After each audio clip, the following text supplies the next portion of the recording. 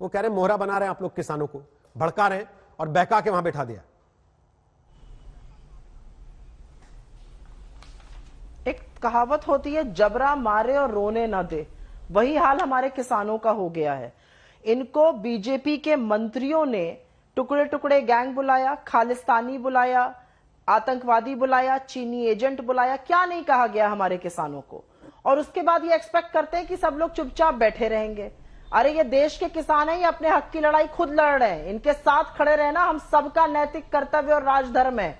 ये वो भूल चुके हैं और राजहट पे उतरे हुए हैं। मैं तो सीधा सा एक सवाल पूछती हूं कि कोई एक्सपर्ट ग्रुप बना नहीं था, किसी ग्रुप की कोई रिपोर्ट नहीं आई थी, बीजेपी ने तो अपने मैनिफेस्टो में भी इसकी बात नहीं कही थी, तो आपने आखिर ये कानून बनाए क्यों? किसके कहने से ये कानून बने? किससे सलाह मशवरा आपने किया? अब ये लोग पलट के आजकल एक भ्रांति फैला रहे हैं, हमने 93 लाख लोगों से सलाह मशवरा किया था। कौन है ये 93 लाख लोग? इसमें से तो एक भी संघ नहीं है किसान का जिससे आपने सलाह मशवरा किया। तो बिना सलाह मशवरा के आपने एक कानून बना दिया जो 62 करोड़ किसानों को प्रभावित करता है। अगर 62 करोड़ किसानों को प्रभावित करता है और वो कहते हैं कि इन कानूनों को वापस लीजिए और बदलिए, तो इसमें क्या हट हो सकता है? इसमें कौन सी जीत और हार हो सकती है? इसमें क्या जिद है? ये समझने में मैं असमर्थ हूं। लेकिन और सरकार ने संशोधनों में तो सहमति दी ना। पॉलिटिक्स करी जा रही है, पॉलिटिक्स आप कर रहे हैं। सरकार ने जबानी जमा खर्च किया। अगर आप वाकई में संशोधन करना चाहते तो लीजिए कानून वापस। मैं बोल रही हूं, अभी आप जवाब नहीं दे सकते, अभी मेरी की सुनिए, उसके बाद आप बोलिएगा, मैं नहीं बोलूंगी तब। सरकार ने कहा हम संशोधन करेंगे, संशोधन करिए। आपकी क्या ये है? आप क्यों अपने हाई हॉर्स से इतने ऑब्स्टिनेट बन के कर रहे हैं? अगर आप वाकई में साफ दिल से और सही नियत और बिना खोट के करना चाहते तो कहिए ठीक है, हम कानून वापस लेते हैं, आपके साथ बैठेंगे, उस पर चर्चा होगी, संशोधन करेंगे, फिर से कानून लाएंगे, फिर से पारित कराया जाएगा। ये कौन सी जिद है कि पहले आप हटिए? और एक बात मैं आपको और बता दूं 10 सेकंड में, कि सरकार ने मजबूर किया है किसानों को वहां पर बिठाने के लिए जहां वो बैठे हैं। वो तो शांतिपूर्ण ढंग से संवैधानिक तरीके से आकर यहां प्रदर्शन करना चाहते थे। 402 सांसद थे हमारे 1988 में, उसके बाद भी अलाउ किया था प्रदर्शन करने को। यह होता है लोकतंत्र। यहां पर तो सिलेक्टेड सरकारों ने, हरियाणा के खट्टर जी ने और यहां पर मोदी जी ने मिलकर नेशनल हाईवे खुद ही खुदवा दिए कि सरकार में ये किसान आगे ना आए। ये कौन से तरीके हैं लोकतंत्र में भाई? अजय आलोक, पहले आप बोलिए, फिर आ रहा हूं आपके पास जफर इस्लाम साहब। अजय आलोक, मैं जवाब देता हूं। अजय आलोक साथी है सर आप, अभी मंत्री जी बोल के ही गए 10 मिनट, तो एक बार बाकी लोग बोल लें, उसके बाद आप वापस आ जाइए।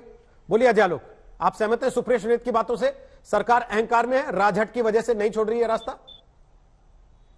देखिए, ऐसा है कि कोई भी चुनी हुई सरकार हो, वो कभी नहीं चाहेगी कि देश के किसानों का विश्वास वो खोए। सुप्रिया जी जो कह रही हैं वो इसलिए कह पा रही हैं क्योंकि ये सारा सुनियोजित प्लान जो है अक्टूबर से कांग्रेस पार्टी ने ही चलाया था। 18 अक्टूबर को हिंदू के पेपर में बकायदा एडिटोरियल लिखा हुआ था कि कांग्रेस के ये एजुटेशनल प्लान जो है, एक तरफ किसान करो, एक तरफ दलित करो, उधर ऑलरेडी शाहीन बाग करवा ही चुके हैं। तो ये सब बिल्कुल एक अस्थिर करने की सुसज्जित प्लानिंग है इनकी।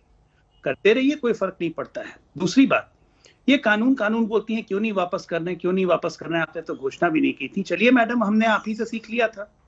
आपके तो घोषणा पत्र में था ना, 2019 के घोषणा पत्र में कॉलम 8 में, कि हम एपीएमसी एक्ट में संशोधन करेंगे। शरद पवार जी आपके कृषि मंत्री थे, उन्होंने भी कहा था ना। चलिए, हमने आप ही से सीख ली, तब आप पीछे क्यों हट रहे हैं?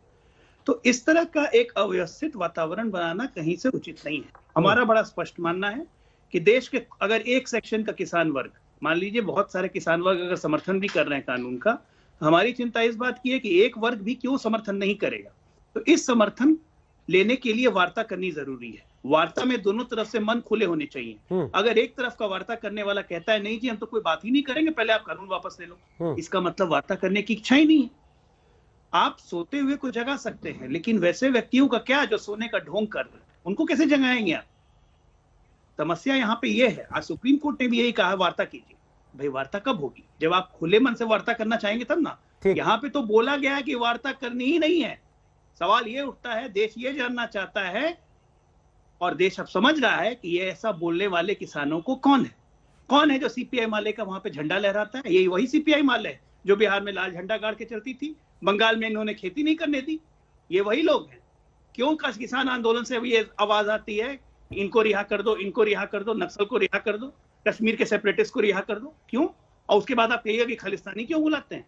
खालिस्तान जिंदाबाद के नारे लगते हैं, मोदी मोदी मर जा तो नारे लगते हैं, और आप उम्मीद करेंगे लोग ये नहीं बोलेंगे?